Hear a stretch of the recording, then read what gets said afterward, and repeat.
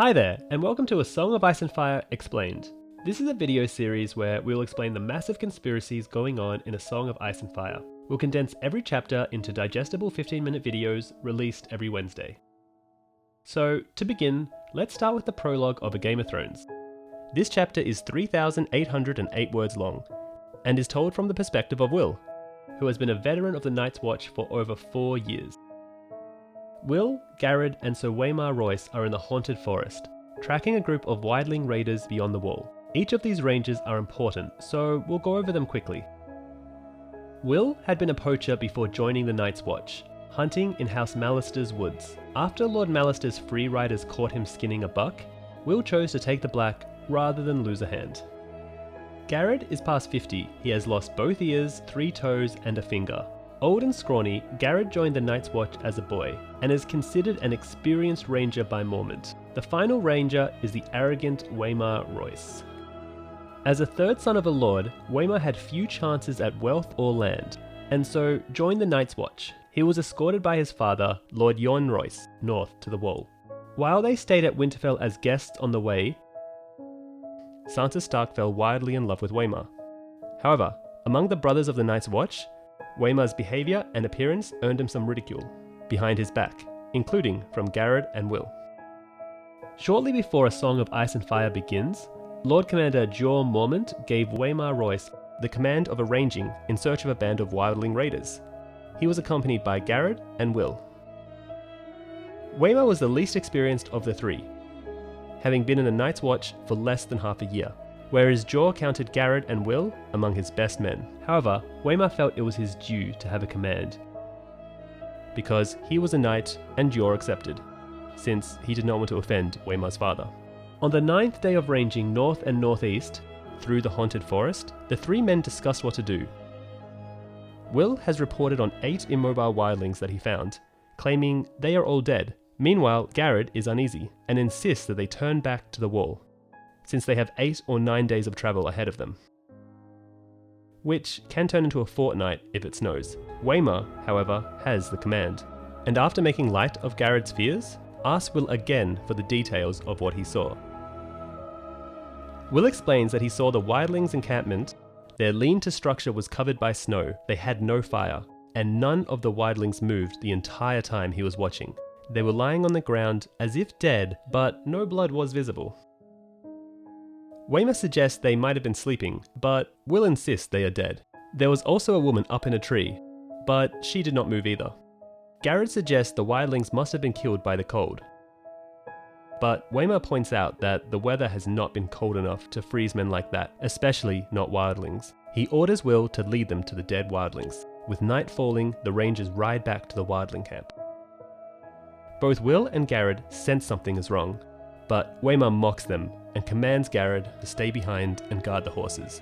Garrett intends to make a fire, arguing that fire can keep some enemies away. But Waymar calls him a fool and orders him not to.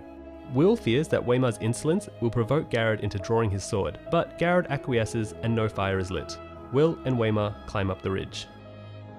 Waymar is much noisier than Will. When Will reaches his previous vantage point, he sees that the bodies are gone. Waymar, walking upright, reaches the top of the ridge and stands in plain sight. Will warns Waymar to get down, but Waymar just laughs, determined to find the wildlings and make his first ranging a success. Waymar orders Will to climb a tree and look for a fire. Will reluctantly climbs a nearby sentinel tree. Below him, Waymar challenges an unseen foe. Will thinks he sees a white shadow moving below, but is not sure. He's about to call down a warning, but stops, unsure.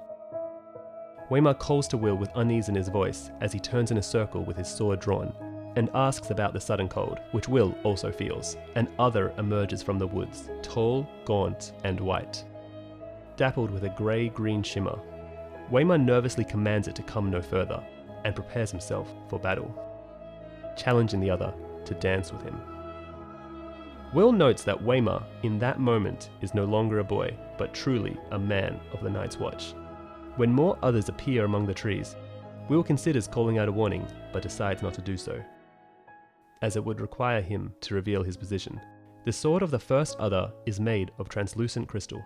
Waymar is able to check the oncoming blows, until his parry comes a bit too late, and the other's sword cuts through the mail under his arm. Waymar is bleeding heavily, and the other's voice is like cracking ice. The words are mocking. Waymar does not go quietly and screams, "For Robert!" But his blade strikes the other's sword, where it shatters. We should pause here and acknowledge that A Song of Ice and Fire is named after Robert Frost's poem Fire and Ice, and one of George's previous novels, Dying of the Light, also makes reference to a poem by Dylan Thomas you've heard of. Do not go gentle into that good night. Old age should burn and rave at close of day. Rage, rage against the dying of the light. And this is how Waymar chooses to die, and what George thinks death should be. One of the shards hits Waymar's left eye, and he falls to his knees, blinded. All of the others move in and slash at him mercilessly. Will turns his head away for a long time, before looking back to see that the others are gone. When he finally dares, Will climbs down, examines Royce's body, then picks up the knight's twisted and broken sword. He decides to bring it back to show to their commanders, hoping Garrod is still with the horses. When Will stands up again, Waymar has risen and is standing over him. His remaining eye has turned blue. With an icy cold touch, Waymar's hands go around Will's throat. The prologue ends there, and what's most tragic about it is that Will was planning to return back to the Night's Watch with the evidence to prove that the others have returned, only to be strangled to death before he could do so. And with Robert Baratheon arriving at Winterfell, the timing couldn't have been better for Westeros. But instead, internal squabbles like the War of the Five Kings exhaust the Seven Kingdoms' resources, while the real threat lingers in the north, waiting for winter to come. Now, there's a lot of theories surrounding the others, and there is what the show presented us with, which is that the others were created by the children of the forest to take revenge on the first men of Westeros for taking all the land that once belonged to them.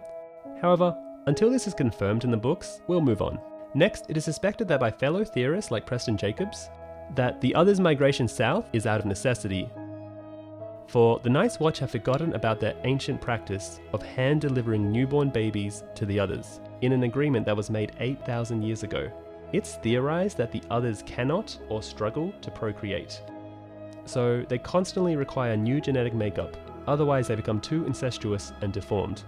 Which means that Craster giving his incest-ridden maleborns to the others in a clash of kings is only exasperating their inbred depression, which is a real thing.